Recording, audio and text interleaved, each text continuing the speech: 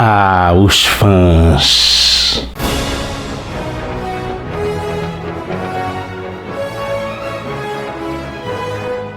Olá, bem-vindo ao Fantasma Brasil. Um dos pioneiros em incluir os fãs nos estudos culturais foi o estadunidense Henry Jenkins. Em seu trabalho pioneiro, intitulado Invasores do Texto, Henry Jenkins traça um retrato muito interessante sobre o papel dos fãs na manutenção cultural envolvendo o seu objeto de culto. É interessante notar que Jenkins vai dizer que o grande papel dos fãs é o de produção de conteúdo, e isso ele está falando no final dos anos 80. Essa produção de conteúdo por parte dos fãs se manifesta de diversas formas: fanzines, artes de fã, histórias, a troca de material. Hoje em dia nós temos também os canais no YouTube, que são um desenvolvimento natural dos fanzines que eram feitos em papel xerocado lá nos anos 80. Uma das coisas que é muito bacana por parte dos fãs é a produção do que ficou convencionado chamar de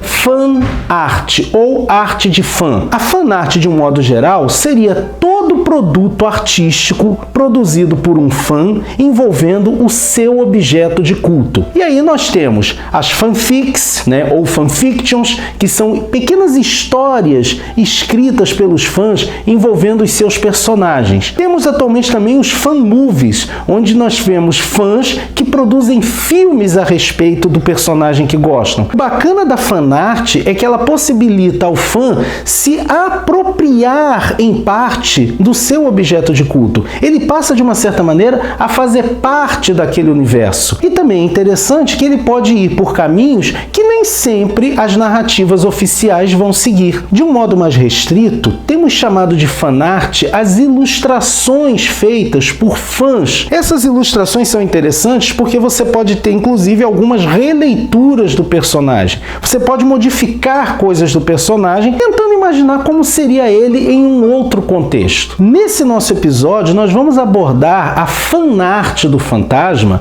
a partir de algumas ilustrações dele que eu colhi na internet.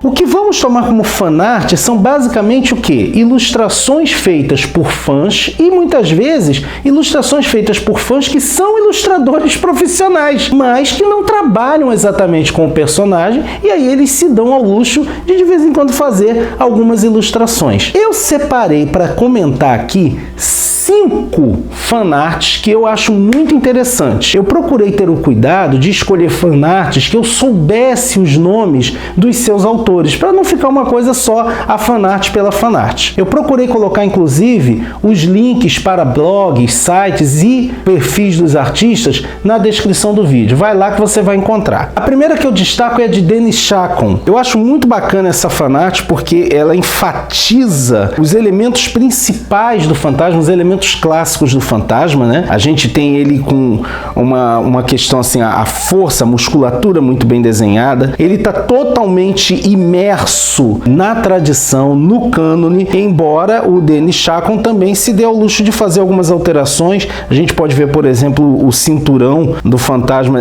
não é exatamente um triângulo que faz a fivela, é um símbolo meio diamantado, lembrando inclusive o símbolo do super-homem.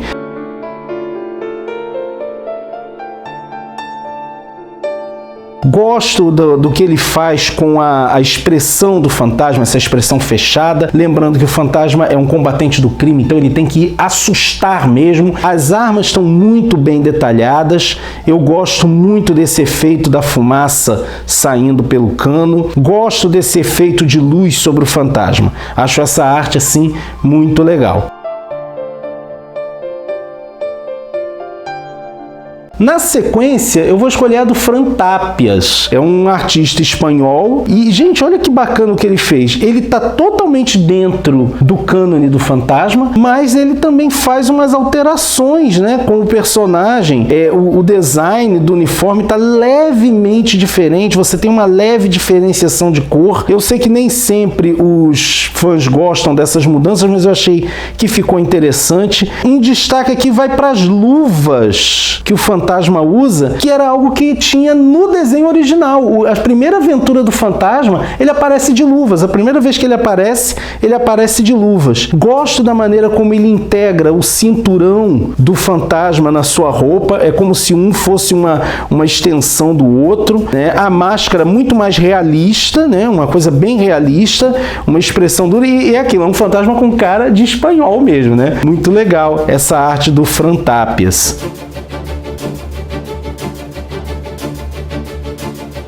Em seguida, essa do Nestablo Ramos. Cara, olha que linda essa imagem. Quando eu recebi essa imagem a primeira vez, eu soube que ele tinha se baseado no visual de Batman Cavaleiro das Trevas, imaginando um fantasma velho combatendo o crime, né? E, cara, ficou muito legal, né? Esse fantasma com uma expressão amargurada, parece inclusive que ele tem uma cicatriz passando pelo olho esquerdo. Quem é que não gosta de ver o seu herói todo arrebentado só para depois ter o prazer de vê-lo dar a volta por cima?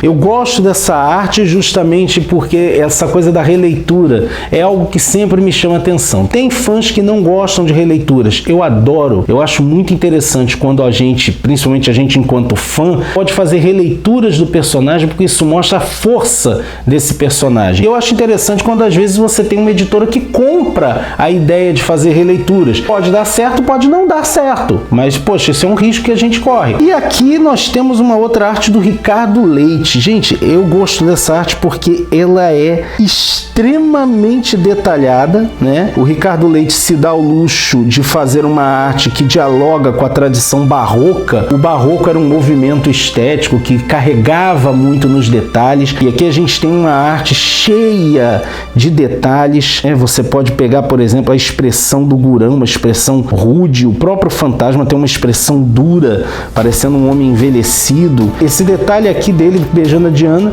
lembra muito a arte do Ray Moore, e a liberdade maior que o Ricardo Leite tomou aqui com relação a mostrar os olhos do fantasma sob a máscara. É uma arte mais realista do que a gente está habituado e é muito interessante. Eu acho ela realmente bacana. O trabalho de luz e sombra que o Ricardo Leite faz aqui, mais uma vez lembrando o barroco, lembrando um estilo que jogava com esse chiaroscuro, né? O jogo entre claro e escuro, e me lembra de longe as ilustrações de Gustave Doré, um grande ilustrador do passado. E para fechar, eu vou trazer uma arte do Tozan Priongo. Eu espero estar acertando falar o nome dele. Gente, antes de mostrar a arte, eu tenho que falar, esse camarada é uma verdadeira máquina de produzir artes. Ele está constantemente postando as fanarts dele no seu perfil no Facebook, e é muito interessante porque ele consegue transitar entre o canônico e a inovação de uma forma primorosa. Tem artes que ele posta que são só rabiscos, ele não chega a arte finalizar. Ele já fez um desenho do fantasma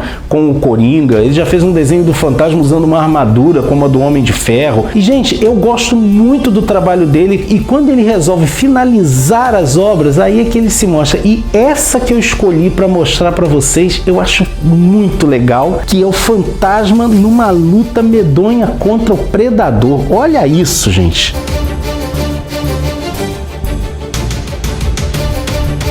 É realmente interessante o que ele faz, porque essa imagem tem movimento, ao contrário das anteriores que nós mostramos aqui. Ela não é uma imagem tão estática, você tem uma noção de movimento aqui. Ao capturar o fantasma em pleno combate com o predador, isso já dá margem, inclusive, para você criar uma fanfiction pensando como seria, né, o fantasma enfrentando o predador, porque seria uma coisa muito coerente, o predador na selva. E olha que bacana a musculatura dos dois personagens, os detalhes que ele coloca aqui do predador, da roupa, da indumentária do predador, a expressão irada do fantasma numa luta de vida e morte. Eu acho essa arte do Tozan muito legal. E isso é muito bacana. É muito importante que os fãs entendam que, apesar do produto pertencer a uma empresa, nós, os fãs, de uma certa forma, podemos nos apropriar desse produto e criar o nosso próprio universo de conteúdos. Existem fãs que fazem artes muito interessantes do Fantasma, ele se encontrando com outros personagens, ele com uma indumentária diferente. A ideia do Fantasma como um mito, uma coisa assim, é sempre muito bem trabalhada. E você também gosta de fanarts? Você curte artes desenhadas por fãs? Então bota aí nos comentários. E outra coisa, você que é fã do Fantasma e desenha, manda os seus desenhos, manda as suas ilustrações do Fantasma pra gente, que a gente vai passar de vez em quando colocar uma galeria de fanarts no final dos nossos vídeos. Se você gostou desse nosso vídeo, não deixa de curtir e compartilhar nas redes sociais. Se você quiser ajudar o nosso canal, quando for fazer suas compras na Amazon, não deixe de fazê-lo pelo link do Fantasma Brasil, que está aqui na descrição do vídeo. E se você está chegando aqui pela primeira vez e quer conhecer mais do universo do Fantasma, se inscreve no nosso canal e ativa o sininho para você ficar por dentro de tudo. Ok? Vejo você por aí, hein?